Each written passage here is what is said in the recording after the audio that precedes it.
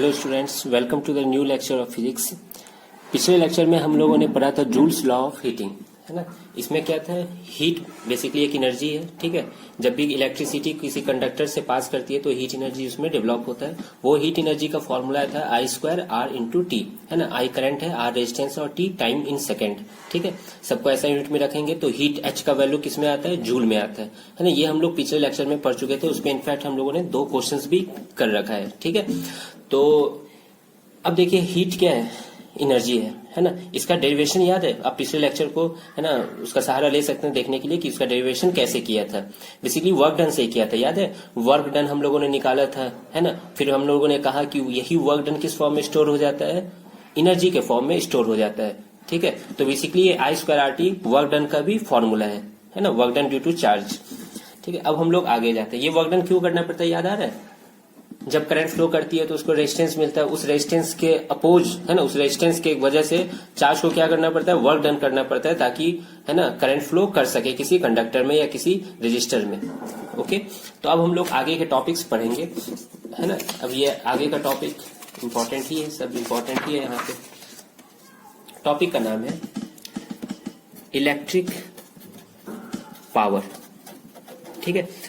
अब पावर, है ना, इलेक्ट्रिक पावर, इलेक्ट्रिक तो समझ रहे, इलेक्ट्रिसिटी की वजह से आया पावर, है ना।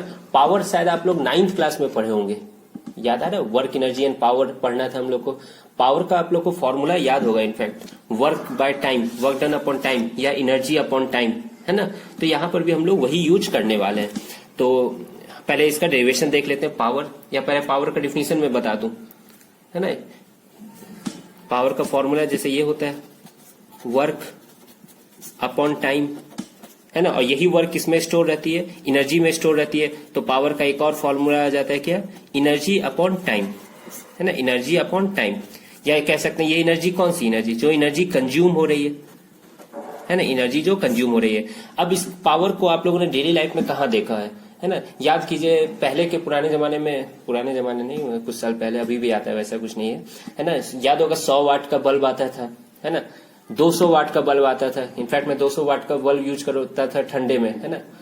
तो भयंकर गर्मी होती थी उस 200 वाट के बल्ब से। क्यों, क्योंकि पावर ज्यादा है तो एनर्जी भी ज्यादा होगी, है ना। एनर्जी वो ज्यादा डिसिपेट करेगा, हीट एनर्जी ज्यादा डिसिपेट करेगा। अब 200 वाट का बल्ब जला दो ठंडे में, देखना एकदम रूम गर्म हो जाएगा। हॉस्टल में मैं यूज भी किया करता था ऐसा, तो खैर कोई बात नहीं। तो power is equal to energy consumed by time या एनर्जी डिसिपेटेड बाय टाइम, है ना। तो अब हम लोग को इसका फॉर्मूला चाहिए, ठीक है। लेकिन फॉर्मूले से पहले क्यों ना पावर को डिफाइन कर दिया जाए, है ना। तो एकदम सिंपल पावर का डिफिनेशन है, क्या कह सकते हैं, टाइम आ गया पर यूनिट टाइम, तो ये यहाँ क्या आ गया, रेट आ गया, है ना। The rate at which energy is consumed by any electrical appliance is called क्या, पावर। कोई दिक्कत, द रेट, मैं लिख देता हूं, the rate at which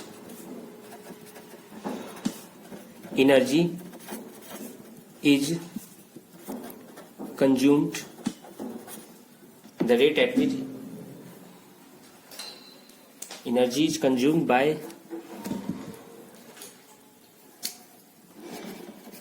an electrical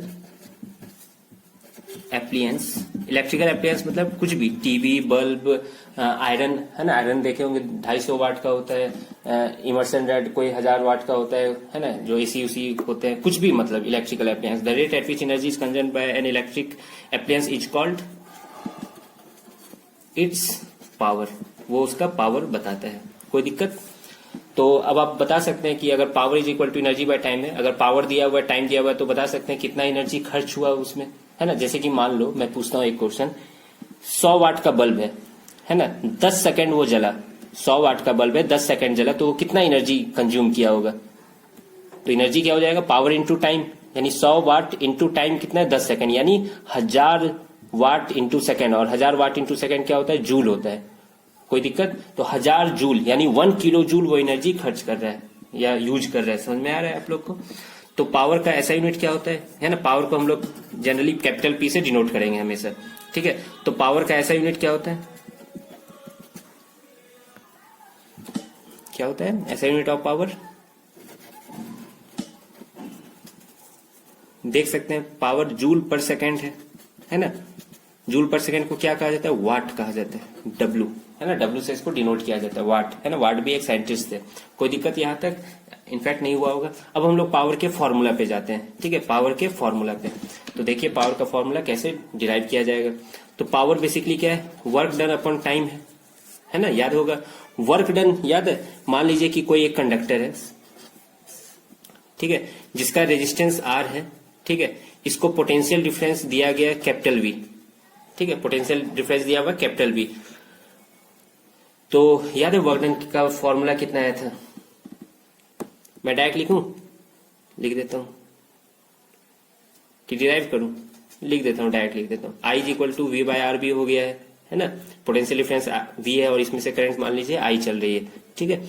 तो आया था I square R into T, याद आ गया कहां से आया था, जूल्स लॉ ऑफ हीटिंग में जब मैं डिराइव किया था, है ना, I square R into T, और टी नीचे भी है, टी क्या हो गया, कट गया, तो बचा क्या बस P is equal to I square R। कोई दिक्कत, तो P is equal to I square R है। इसको देखिए और भी तरीके से लिखा जा सकता है, एक फॉर्मूला ये आया है ना। अब हम लोग ओम्स लॉ से जानते हैं V is equal to I R होता है, कोई दिक्कत।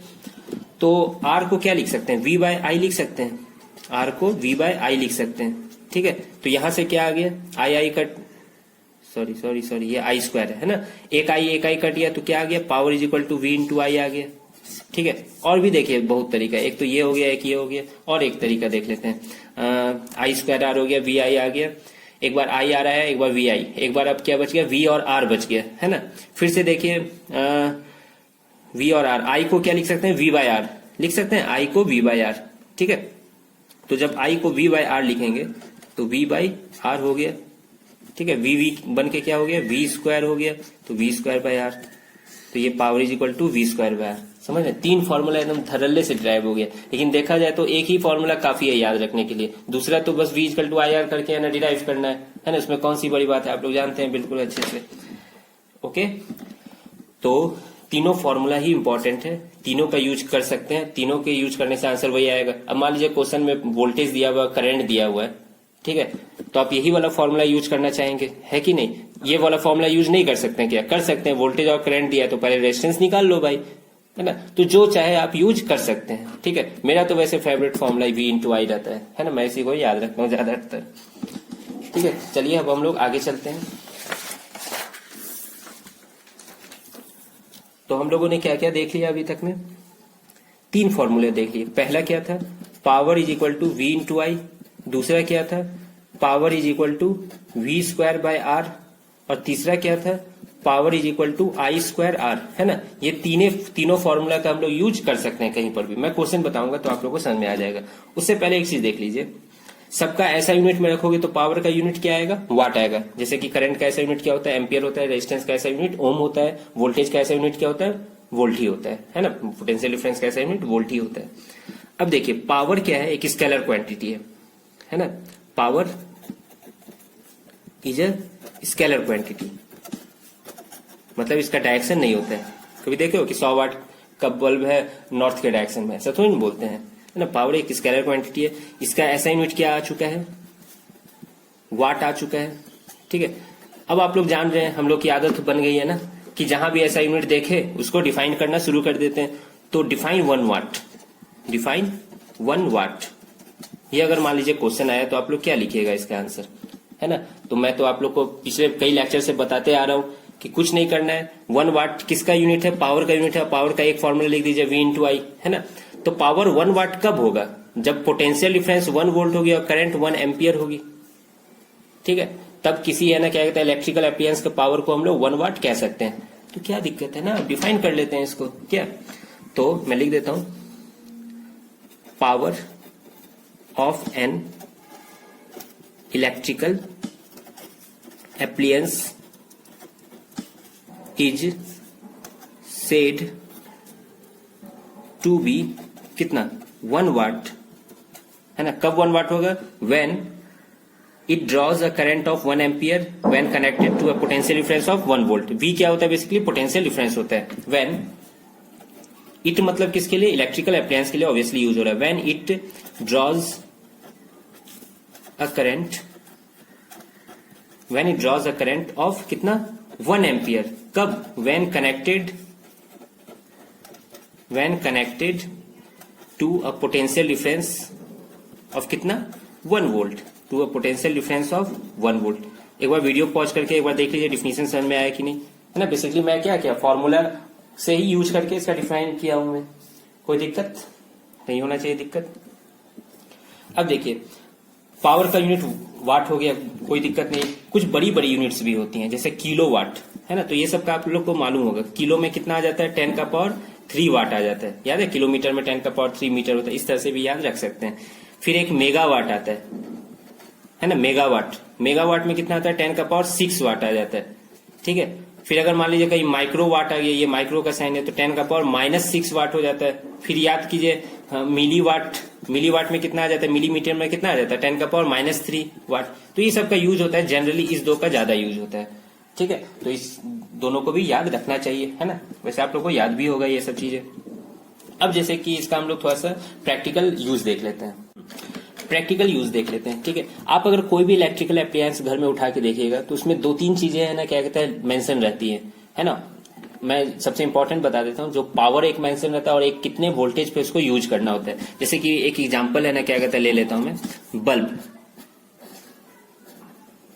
है ना। इस बल्ब को देख लीजिए, जो ये बल्ब कनेक्टेड है कभी, तो इस बल्ब को आप खरीदिएगा तो पूछता है कि कितने वाट का बल्ब चाहिए, है ना, कितने वाट का बल्ब चाहिए। तो आप बोलते हो 100 वाट, है ना, या 50 वाट। आजकल तो CFL बल्ब आ गया, 26 वाट में भयंकर रोशनी देता है वो, है ना। ऐसे जनरली हम लोग 10-12 वाट का ही लगाते हैं। तो मैं एक 100 वाट का ले लेता हूं, है ना, पुराना बल्ब टाइप से। तो मान लीजिए 100 वाट का बल्ब है, ठीक है। तो ये लिखा रहता है बल्ब में 100 वाट का बल्ब है, और पोटेंशियल भी लिखा रहता है उसका कितना, 220 वोल्ट। देखे होंगे कभी आप खरीदिएगा तो, या है ना आयरन उरन पे भी देख सकते हैं, आयरन के डिब्बा पे, या टीवी के सेट पे भी देख सकते हैं 850 वाट, है ना, 220 वोल्ट लिखा हुआ रहता है ना। 220 वोल्ट क्यों, क्योंकि इंडिया में है ना जो भी पोटेंशियल डिफरेंस आता है जनरली क्या होता है 220 वोल्ट का होता है। लेकिन हाँ, चार्जर 220 वोल्ट पे काम नहीं करता है ना। चार्जर को 5-6 वोल्ट होता है। तो देखे होंगे चार्जर के आगे जो इतना सा डिब्बा रहता है वो बेसिकली क्या करता है, 220 वोल्ट जो आपके बोर्ड में आ रहा है ना वोल्टेज, उसको वो 5 वोल्ट में कनेक्ट मतलब चेंज करता है। तो वो कैसे चेंज करता है, रेक्टिफायर, ये सब बाद में पढ़ना है ना, हायर क्लासेस में। बस अभी आप लोग याद रखिए ये सब लिखा हुआ रहता है, ठीक है, पावर और वी। अब बताइए इससे आप समझे क्या, है ना, what do understand if this type of data is given, है ना। तो पावर तो 100 वाट हो गया, पोटेंशियल डिफरेंस 220 वाट हो गया। इससे आप ये समझे कि इस बल्ब का जो रेजिस्टेंस है ना, from this statement what you can conclude that resistance of bulb is what, है ना।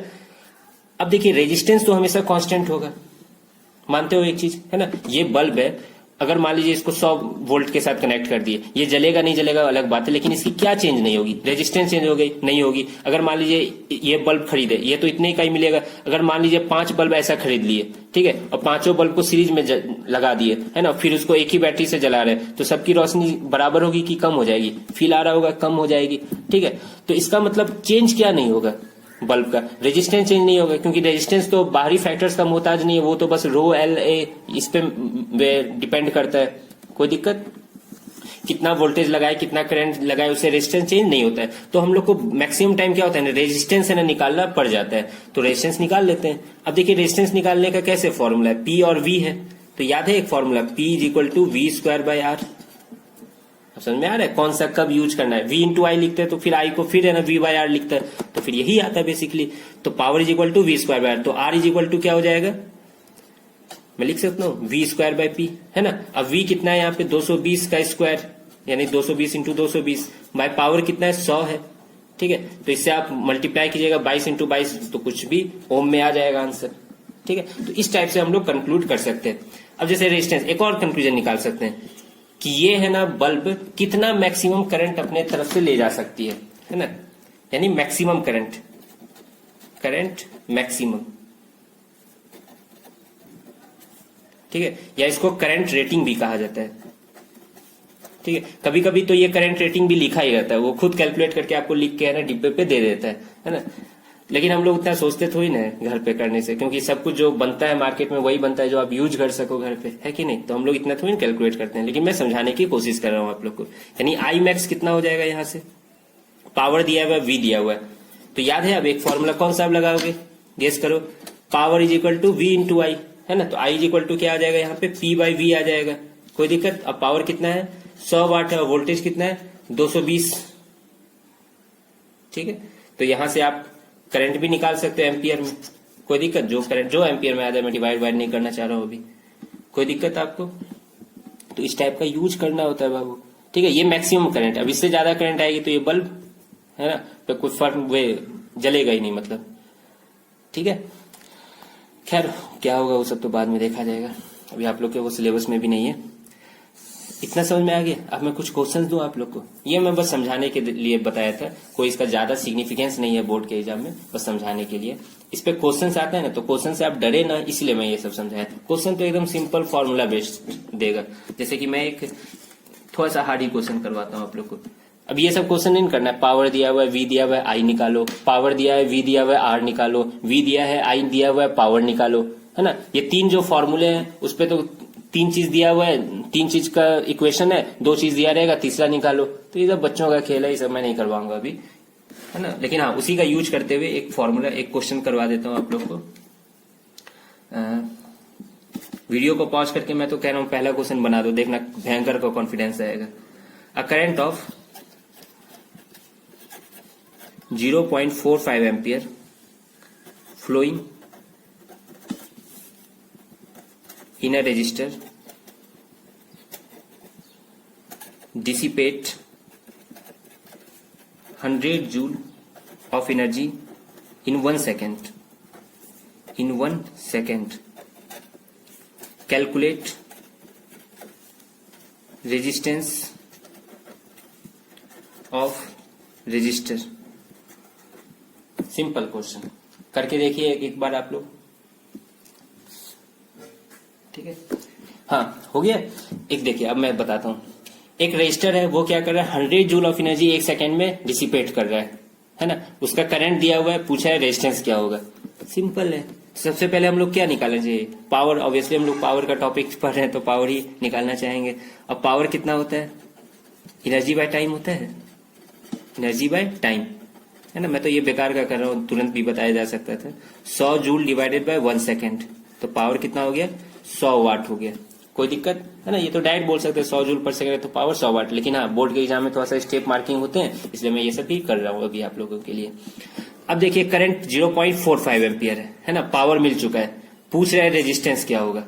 तो कौन सा फॉर्मूला से रिलेट करेंगे, याद कीजिए ये वाला formula, power is equal to V square by R, नहीं करंट दिया है ना तो आई स्क्वायर आर, याद है V इंटू आई होता था, आई स्क्वायर आर होता था और वी स्क्वायर बाय आर होता था। बस इससे कर दिए calculate. R is equal to क्या हो जाएगा P बाय आई स्क्वायर हो जाएगा, है ना। P का वैल्यू कितना है 100 है और आई स्क्वायर का वैल्यू कितना हो जाएगा 0.45 का स्क्वायर। अब चूंकि सब कुछ ऐसा यूनिट में रखे हैं इसलिए यहां से जो रेजिस्टेंस आएगा है ना, R is equal to P by square, इससे जो रेजिस्टेंस आएगा वो किस में आएगा, ओम में आएगा, है ना। और ये लगभग मेरे पास कैलकुलेटर में देख लेता हूँ 493.8 ओम के आसपास आएगा, ठीक है, इफ आई एम राइट। कोई दिक्कत, बस यही सब चुटकियों में बजाते हुए क्वेश्चन करने हैं आप लोगों को। और क्वेश्चन करना है क्या, चलिए एक क्वेश्चन करवा देता हूं।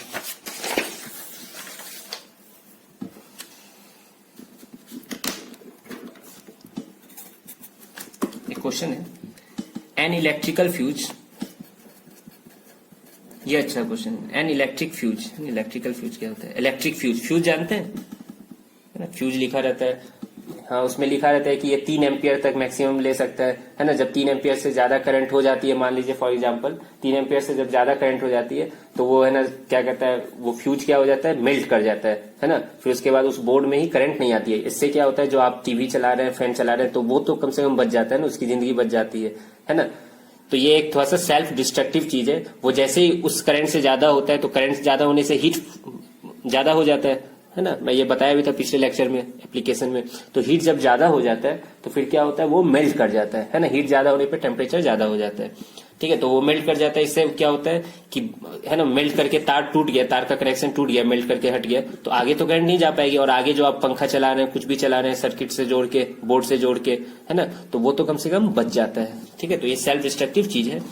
तो an electric fuse of rating, अच्छा 3 एम्पियर, ये भी 3 एम्पियर ही है ना इत्तेफाक से। तो 3 एम्पियर का रेटिंग का मतलब क्या हुआ, 3 एम्पियर से ज्यादा करंट आएगी तो ये खुद को सेल्फ डिस्ट्रक्ट कर लेगा। Is connected in a circuit in which electric iron of power 1 kilowatt, देखिएगा 1 किलोवाट है यहाँ पे, 1 kilowatt is connected which operates at 220 volt, what would happen, क्या होगा? अच्छा कुछ पूछा नहीं, बोला क्या होगा, वही होगा जो मंजूर खुदा होगा, ऐसा कुछ नहीं है, वही होगा जो फिजिक्स कहता है। ठीक है, what would happen। अब देखिए यहाँ पे सिंपल, आप समझिए कि क्या कह रहा है ये क्वेश्चन। कह रहा है एक इलेक्ट्रिक फ्यूज है जिसका रेटिंग 3 एम्पियर। इसका मतलब क्या हुआ कि अगर सर्किट में 3 एम्पियर से कम करंट है तो कोई दिक्कत नहीं है, सब कुछ सही चलेगा। 3 एम्पियर से जहां ज्यादा हुआ, 3.01 भी हुआ एम्पियर, तो वो फ्यूज उड़ जाएगा। ठीक है, फिर उसके बाद क्या होगा, इलेक्ट्रिक आयरन ये सब नहीं चलेगा कुछ भी, क्योंकि फ्यूज ही उड़ गया तो आगे करंट ही नहीं आ पाई, वो स्विच ऑफ हो जाएगा एक तरह से। ठीक है, तो हम लोग को बेसिकली करंट देखना है कि मैक्सिमम करंट कितना ये ले पा रहा है। अब पावर दिया हुआ है और 220 वोल्ट पे ऑपरेट किया जा रहा है, यानी पावर इज इक्वल टू 1000 वाट दिया हुआ है। 1000 वाट समझ में कैसे लिखे, क्योंकि ऐसा यूनिट में लिखना चाहिए, तो 1 किलोवाट का 1000 वाट।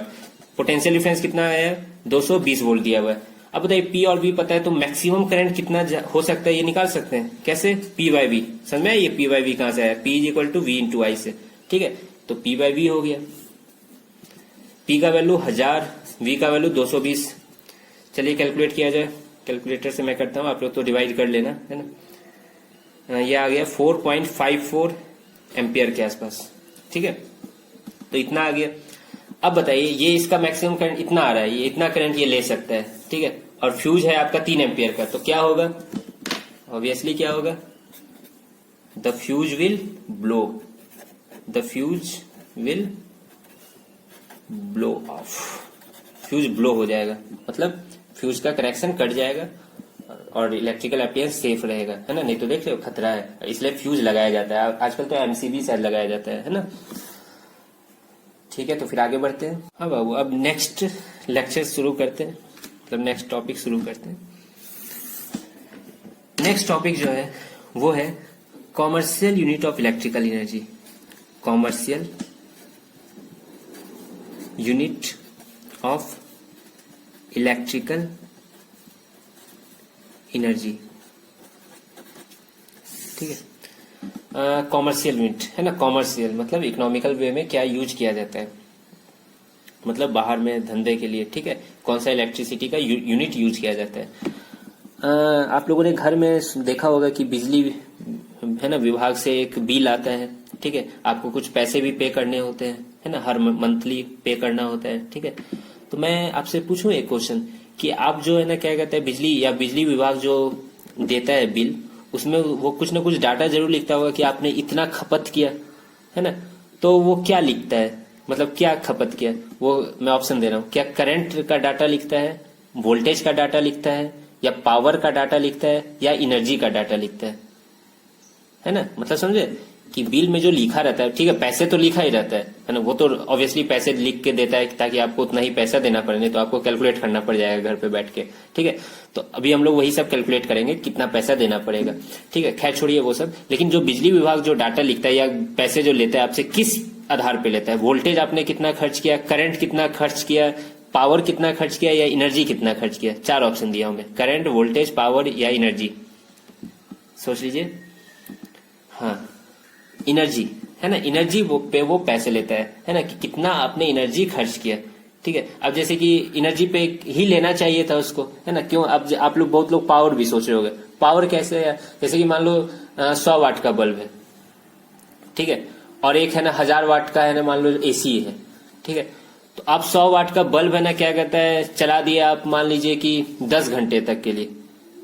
ठीक है, तो पावर तो आप बोलेंगे 100 ही हुआ है खर्च। ठीक है, लेकिन मान लीजिए कि है ना 1000 वाट का कोई आदमी है ना, 1000 वाट का बल्ब क्या कहता है, या एसी जो है 1000 वाट का एसी, वो 24 घंटे चला दिया वो।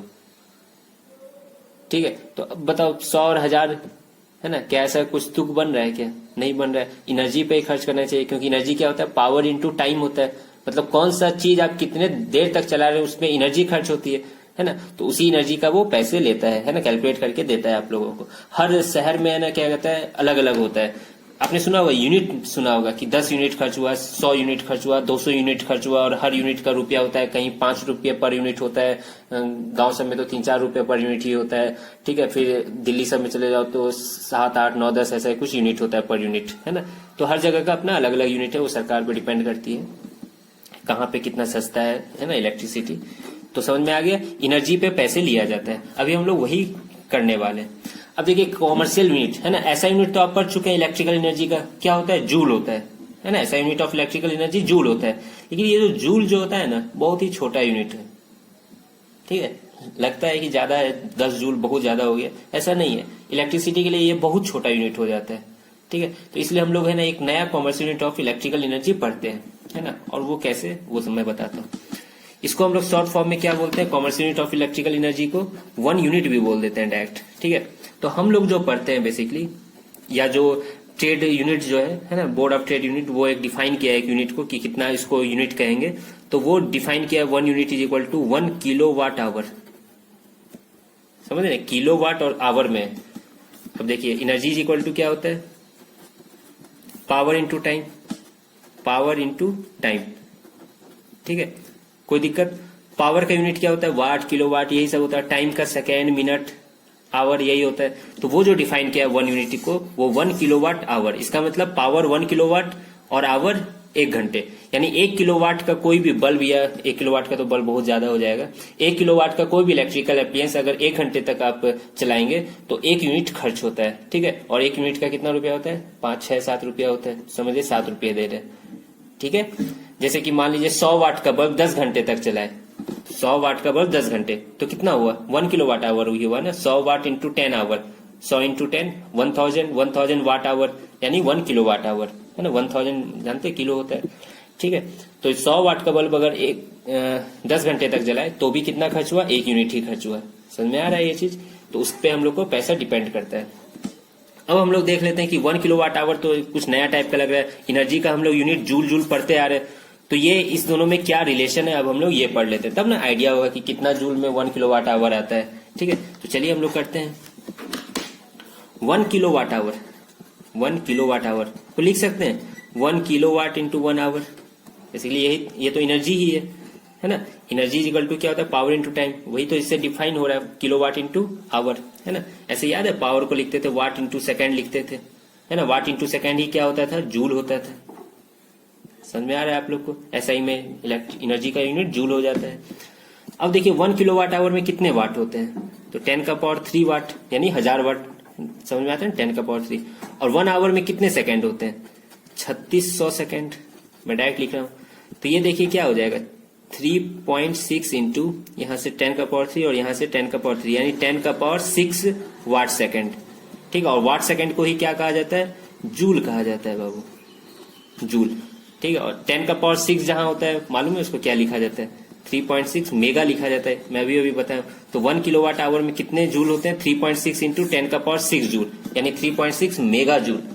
समझ में आ रहा है अब कितना है ना, क्या कहता है, ज्यादा है, ठीक है। तो इसको 1 यूनिट कहा जाता है, दिस इज कॉल्ड 1 यूनिट, है ना। और इसी 1 यूनिट पे डिफाइन होता है ना। किलोवाट आवर बोलेंगे है ना, क्या कहता है पब्लिक को, या जो है ना कम पढ़े लिखे हैं, जो फिजिक्स आप लोग की तरह नहीं पढ़े हैं, तो टेंशन में आ जाएंगे कि ये किलोवाट आवर क्या चीज है। इसलिए उसको सिंपल बोल देता है 1 यूनिट, है ना। मीटर सेंटीमीटर हर कोई जानता है, मीटर किलो ये सब, लेकिन 1 किलोवाट आवर समझ रहे हैं कितना खतरनाक यूनिट है। इसलिए इसको डायरेक्ट बस 1 यूनिट बोलते हैं बोलचाल की भाषा में, ठीक है। ऐसे फिजिक्स में 1 किलोवाट आवर कहलाता है। अब समझ में आ गया ये कितना इसमें जूल होता है, ठीक है। अब समझ में आ रहा है जूल कितना छोटा यूनिट है ना, हम लोग जितना खर्च करते हैं। अब हम लोग इस पे कुछ क्वेश्चंस कर लेते हैं, है ना। पहले सिंपल क्वेश्चन करेंगे, फिर थोड़ा सा हार्ड क्वेश्चन करेंगे। जैसे कि मान लीजिए एक क्वेश्चन है, सिंपल मैं क्वेश्चन दे रहा हूं पहले। अ bulb of power 100 watt is used for, a bulb of power 100 watt is used for, let's say for 10 hours, 12 hours कर देते हैं, ठीक है, थोड़ा सा कैलकुलेशन बढ़ाते हैं आप लोग को। 12 घंटे एक दिन में यूज किया जाए, 12 आवर्स अ डे, है ना, 12 घंटा एक दिन में।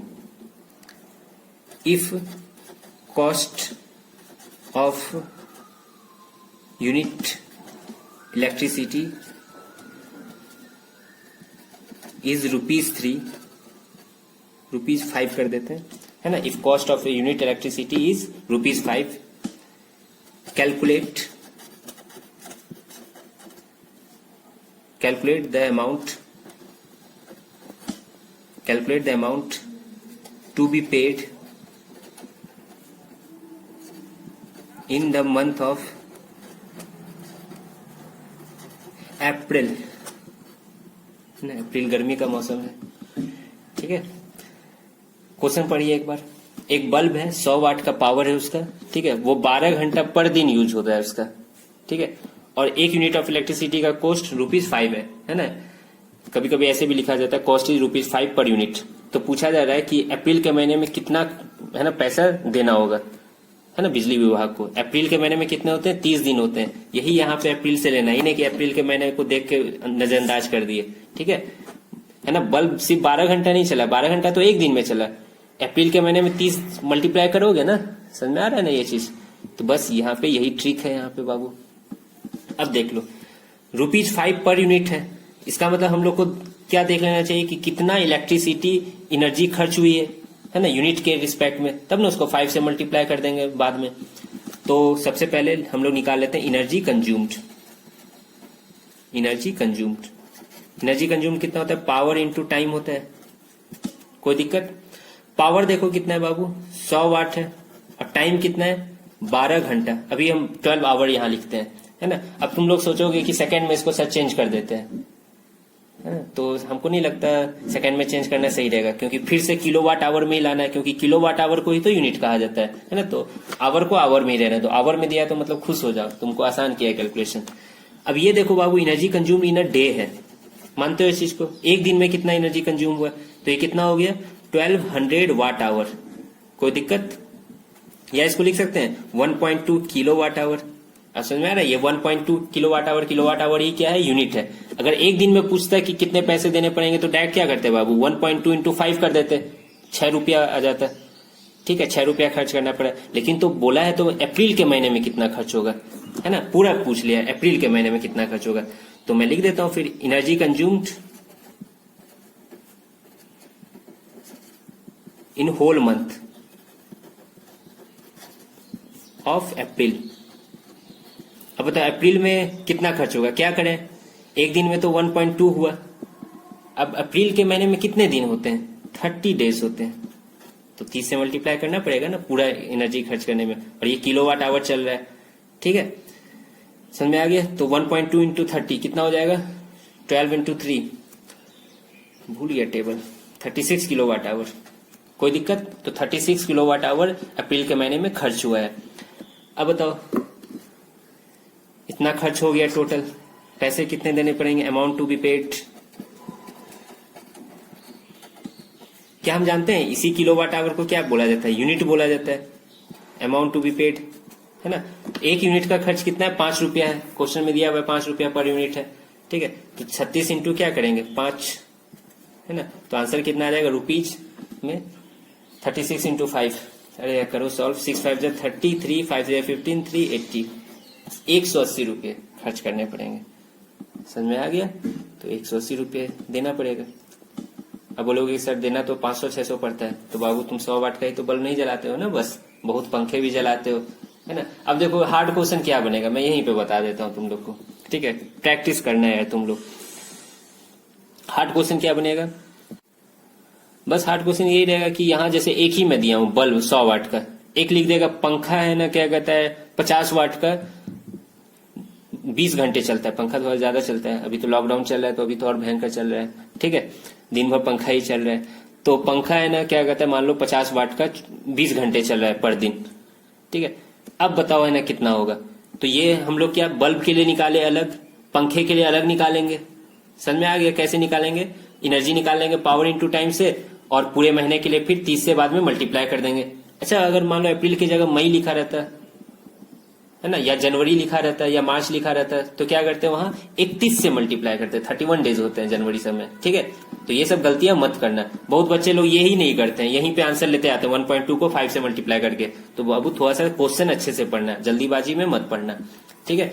हाँ, तो पंखा रहेगा तो पंखा के लिए भी अलग से निकालोगे एनर्जी, है ना, और दोनों को बाद में क्या कर दोगे, जोड़ दोगे, नेट एनर्जी आ जाएगा, तब फिर बाद में उसको किलोवाट आवर में चेंज करके ऐसे कर देना, है ना। और एक चीज याद रखना, इन्हें कि 36 जूल लिख दिया और 36 जूल को 5 रुपया से डिवाइड कर दिया, ये सब नहीं करना है, ठीक है। किलोवाट आवर में आना चाहिए, क्योंकि किलोवाट आवर को ही क्या बोला जाता है, यूनिट बोला जाता है। तो अच्छी बात क्या रहेगी, वाट को वाट में ही रहने दो, उसको किलोवाट में चेंज करना आसान रहता है ना, 1000 से डिवाइड करना, और आवर को आवर में ही रहने दो। इन्हें कि फिर सेकंड में चेंज किया, फिर बाद में आंसर आएगा आगे, सेकंड में चेंज करोगे, बाद में बस क्या करना पड़ेगा, वो 3.6 इंटू 10 का पावर 6 जो आया था उससे डिवाइड करना पड़ेगा।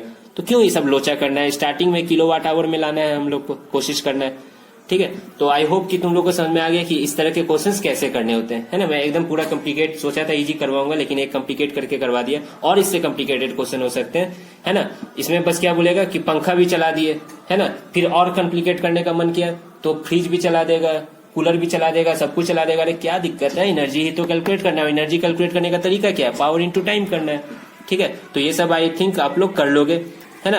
एनर्जी कैलकुलेट करना है किसमें, किलोवाट आवर में, इस चीज को मत भूलना। और किलोवाट आवर को यूनिट बोला जाता है बोलचाल की भाषा में, और उसका पैसा दिया हुआ रहता है ना, 5 रुपया पर यूनिट, 5 रुपया ऐसा करके दिया रहता है, 5 रुपया, 6 रुपया, 8 रुपया, जो भी है भाई, कर देख लेना ना, पैसे निकालना, पैसे में तो तुम लोग हो ही पूरा अच्छे से, ठीक है। तो ये सब गलती मत करना, एक क्वेश्चन हमेशा बोर्ड में इस टॉपिक से रहते हैं, ठीक है। और किसी भी बुक से प्रैक्टिस कर लेना 2-4 क्वेश्चन। तो अब जो न्यूमेरिकल पोर्शन था ना पहला चैप्टर का इलेक्ट्रिसिटी का, वो खत्म हो चुका है, लगभग नहीं, खत्म ही हो चुका है, ठीक है। अब बच गए थोड़े से थ्योरेटिकल पोर्शन। थ्योरेटिकल पोर्शन में जैसे applications of heating effect of current, जो कि शायद मैं पिछले लेक्चर में आप लोगों को डिस्क्राइब भी किया था थोड़ा बहुत, है ना। याद है ना कि बल्ब में टंगस्टन फिलामेंट क्यों होता है, वे इलेक्ट्रिकल आयरन कैसे यूज होता है, किस फंदे पे यूज होता है, उसका क्या प्रिंसिपल है। तो basically heating effect of electric current use है ना। उसका केबल जो अंदर में रहता है वो गर्म होता है, हीट निकलता है, उसी हीट से हम लोग प्रेस करते हैं कपड़े को, है ना। इमर्सन रड का भी वही फंदा है, ठीक है, ये पढ़ना है। उसके बाद एक टॉपिक और पढ़ना है कि फ्यूज में क्या होता है। फ्यूज में भी मैं क्वेश्चन बताते बताते समझा ही दिया, बस उतना ही पढ़ना है, उससे ज्यादा नहीं जानना है, ठीक है। और क्या पढ़ना है, और पढ़ना है कि हाँ, जैसे कि देखे होगे कि घर में सीरीज में कनेक्ट होता है पंखा बल्ब, या पैरेलल में कनेक्ट होता है ना, थोड़ा सोच के आना, ठीक है। सीरीज पैरेलल पढ़े थे नहीं, कॉम्बिनेशन, तो है ना, सीरीज का क्या एडवांटेज है, पैरेलल का क्या एडवांटेज है, सीरीज का क्या डिसएडवांटेज है, पैरेलल का क्या डिसएडवांटेज है ना। तो पंखा बल्ब किस में कनेक्ट होता है ना। अब खुद समझो, जब सीरीज में 2 रेजिस्टेंस रहेंगे, एक को बंद करेंगे तो दूसरे को भी बंद करना होगा, है ना, क्योंकि एक ही कनेक्टेड है। अब बताओ, बल्ब बंद करते हो तो पंखा बंद होता है क्या, नहीं ना, अगर तुम गलत सेटअप नहीं किए हो घर पे तो, है ना। बल्ब के लिए अलग स्विच रहता है, पंखा के लिए अलग स्विच रहता है, तो ऑब्वियसली वो सब किस में कनेक्टेड है, पैरेलल में कनेक्टेड है। लेकिन देखे होगे कि जो घर को सजाया जाता है ना, शादी उदी में एक छोटा छोटा बल्ब रहता है, एकदम छोटा छोटा बल्ब, ठीक है, वो सारे सीरीज में कनेक्टेड रहते हैं, है ना। तो उसमें रहता है कि एक खराब हुआ कहीं, है ना, एक जगह कहीं तार गया तो सारा, है ना, क्या कहता है, बल्ब का खतरनाक मतलब बंद हो जाएगा, है ना। तो उसमें खोजना कि कहाँ पे खराब हुआ, बहुत दिक्कत हो जाता है। अब मान लो पंखा खराब होता है तो आप लोग पंखा ही ठीक करते हो ना, बल्ब ठीक तो नहीं करने लगते बल्ब वाले तार को, है ना। तो इस टाइप से हम लोग यूज करते हैं। तो वो सब मैं थोड़ा सा, है ना, आप लोग को ब्रीफ में डिस्कस कर दूंगा अगले लेक्चर्स में, ठीक है। या आप लोग बुक से भी पढ़ सकते हो, है ना, आप लोग पढ़ लोगे सब कुछ समझ में आ जाएगा, ठीक है। तो इलेक्ट्रिसिटी लगभग कंप्लीट हो गया है, ठीक है बाबू। और एक बार फिर से अगर वीडियो लेक्चर देख सको तो देख लेना, और फिर है ना सारे क्वेश्चंस कर लेना एनसीईआरटी के, ठीक है। ये आज का होमवर्क है ना, सारे क्वेश्चंस एनसीईआरटी का कर लेना। कोई दिक्कत हो तो पूछ लेना, कमेंट सेक्शन में पूछना, मैं बता दूंगा, ठीक है। Thank you, have a nice day.